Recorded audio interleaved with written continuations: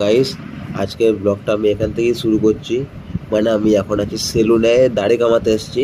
প্রচুর ভিড় বলে একটু ফাঁকের দিকে দাঁড়িয়ে আছি। দেখো তোমরা সেলুনের কি অবস্থা, এত ভিড় যে লাইন পাওয়া যাচ্ছে না। বারটাও আবার রবিবার। ফাইনালি ওয়েট করার পর আমার লাইন এলো। অনেকক্ষণ থেকে দাঁড়িয়েছিলাম, ফাইনালি দাড়ি কাটা কমপ্লিট হলো। এত গরম লাগছিল, কি করে ঘর যাবো সেটাই চিন্তা করছিলাম।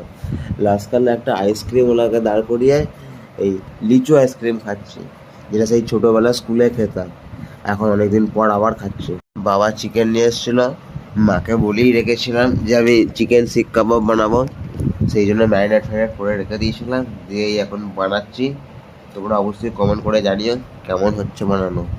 যারা যারা এখনও চিকেন শিক কাবাব বাড়িতে বানিয়ে খায়নি, তাদের জন্য আমি রেসিপিটা বলছি। তারা কি করবে বানানোর জন্য, প্রথমত একটি বাটিতে সামান্য পরিমাণ হলুদ গুঁড়ো,